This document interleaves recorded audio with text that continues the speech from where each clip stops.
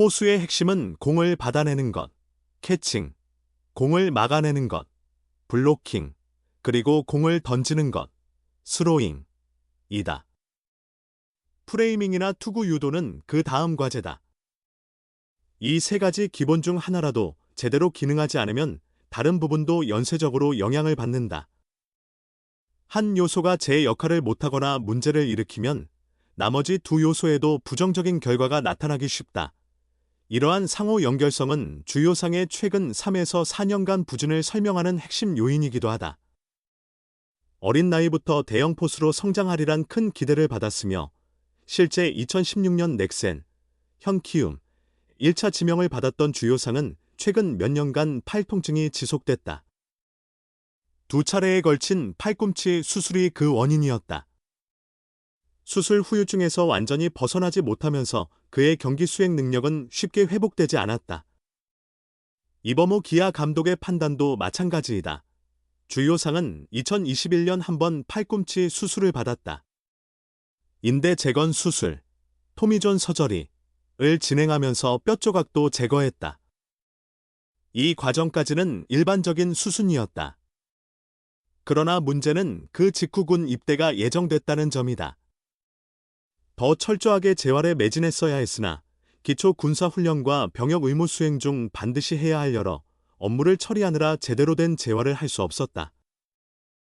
이는 결국 2023년 초 사실상의 추가 수술을 불러왔다. 주요상은 초기 재활을 제대로 하지 못했다. 팔이 쭉 펴지지 않았다고 회상했다. 잘 펴지지 않는 팔을 강제로 움직이며 운동하고 공을 던지는 과정에서 뼈와 뼈가 반복적으로 충돌했다. 그 마찰이 계속되면서 새로운 뼈 조각이 생성됐다. 이는 누구 하나를 탓하기 어려운 상황이었다. 결국 2023년 다시 뼈 조각 제거 수술을 받았고 이미 저하되었던 신체 능력과 경기 감각이 함께 바닥 수준으로 떨어졌다. 당시는 기아로의 이동 직후였다. 기아는 포수 자원을 보강하기 위해 2022년 시즌이 끝난 후 2024년 신인 드래프트 2라운드 지명권을 제공하는 조건으로 주요상을 데려왔다. 키움에서는 그의 활용도가 다시 낮아진 반면 기아는 즉시 1군에서 기용할 포수는 물론 미래의 주전 포수를 확보해야 하는 과제를 안고 있었다. 주요상은 그때 기아가 트레이드를 통해 얻을 수 있는 가장 젊고 잠재력 있는 포수였다. 주요상에 대한 기대도 컸지만 그만큼 트레이드 성과를 내야 한다는 부담도 컸다.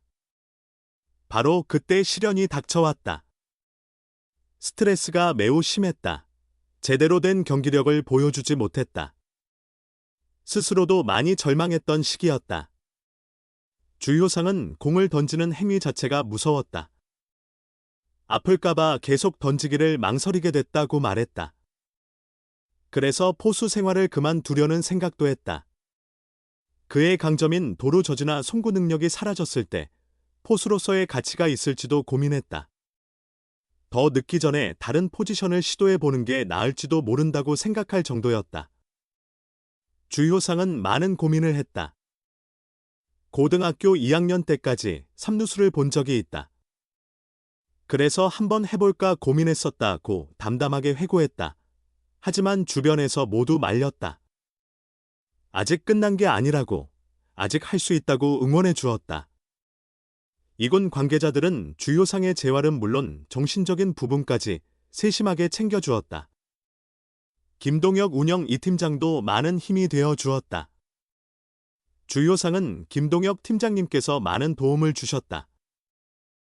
정신적인 면에서도 큰 힘이 되어 자신감을 회복하고 다시 야구를 시작하는 기분이었다. 고 주변에 감사함을 전했다.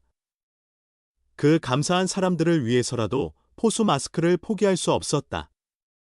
다시 매달리기로 했다. 1군에 올라서지 못했지만 포기하지 않고 묵묵히 포수 마스크를 썼다.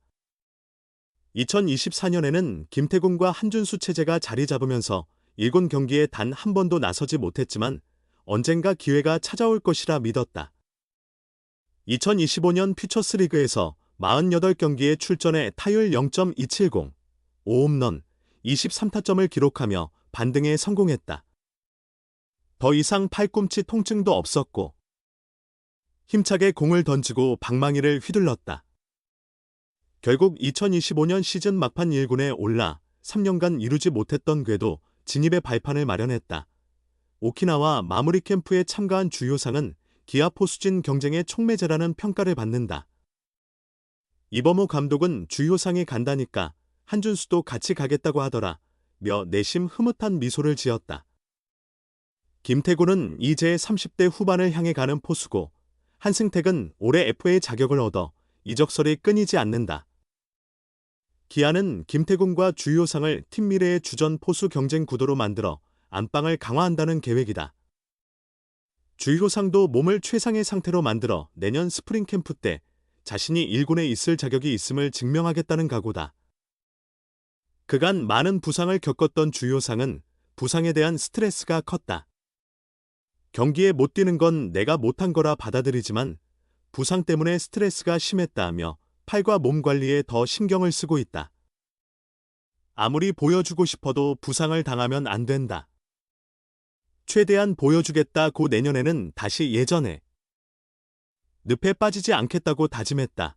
트레이드 당시 기대를 모았던 20대 중반의 포수는 1군에서 눈에 띄는 성과 없이 이제 20대 후반이 됐다.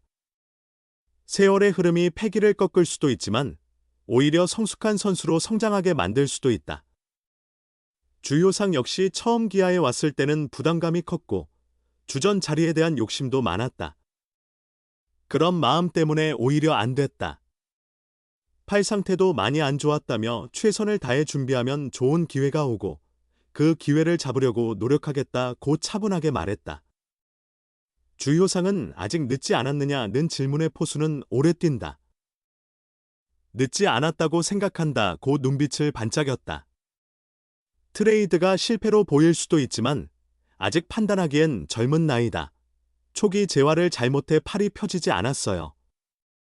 그래서 재발했고 뼈 조각 제거 수술을 했습니다. 하마터면 기아 타이거즈는 유망한 포수 한 명을 잃을 뻔했다. 2022년 11월 키움 히어로즈와의 트레이드로 영입된 주효상은 지난해까지 기아 유니폼을 입는 3년 동안 팔꿈치 통증으로 힘든 시간을 보냈다. 2021년에는 오른팔 내측 측부인대 MCL 수술을 받았고 2023년에는 뼈 조각 제거 수술을 다시 했다. 기아에 처음 왔을 때부터 팔 부상을 안고 있었다. 주효상의 가장 큰 장점은 1루 도루 저지에 뛰어난 강한 송구다. 하지만 2년 사이 팔꿈치 수술을 2차례 받으면서 순식간에 장점을 잃었다. 재활 후 경기에 나서도 팔이 아파 송구를 제대로 하지 못하자 점점 자신감이 떨어졌다. 주효상은 포수를 그만둘까 여러 번 고민하기도 했다. 주효상은 처음 MCL 부상을 당했을 때 군대를 갔다. 그런데 초기 재활을 제대로 못해서 팔이 잘 펴지지 않았다. 팔 각도가 제대로 나오지 않으면서 재발도 했다. 공을 던질 때 팔이 펴져야 하는데 안 펴지니까 계속 부딪히면서 뼈 조각이 생겼다고 하더라. 던지는 게 두려웠고 아플까봐 계속 던질 수가 없었다고 힘겨웠던 시절을 회상했다. 이어 그래서 여러 가지를 고민했다. 포지션 변경도 생각했다. 원래 고2 때까지 3루수를 봤다. 그래서 내야수로 전향할까도 했는데 다들 반대하더라. 많이 속상했다고 덧붙였다. 이해창 기아 배터리 코치는 퓨처스팀 시절부터 주효상이 어떤 어려움을 겪었는지 가까이서 지켜봤다. 포수 문제라기보다 주효상은 선수 생활을 포기할까 고민할 정도로 오랜 시간 팔꿈치 부상에 시달렸다. 이 코치는 효상이 처음 팀에 왔을 때부터 팔꿈치 상태가 좋지 않았다. 선수 생활을 이어갈 수 있을지 고민도 했다. 기량 자체는 워낙 뛰어난 선수인데 부상 때문에 원하는 만큼 할 수 없는 부분이 있었다. 3년 동안 2군에서 함께 지내면서 편하게 소통하며 부상이 더 심해지지 않도록 관리해주려 했던 것 같다. 괜히 참고 버티다 더 심해지면 경쟁 자체가 불가능하다는 걸 본인도 겪어봤다. 얼마나 답답한지 본인도 잘 안다. 마음고생을 많이 한 친구다. 그래도 올해는 그런 이유로 경기에 나서지 못한 적이 없어서 다행이었다고 말했다. 이범호 기아 감독은 이번 일본 오키나와 마무리 캠프에 주요상을 포함시켰다. 이 감독은 주요상에게 내년 시즌 한준수와 차기 안방마님 경쟁을 벌여야 한다는 분명한 목표 의식을 심어주었다. 주요상도 팔에 무리를 주지 않으면서 경쟁력을 최대한 입증하려 한다.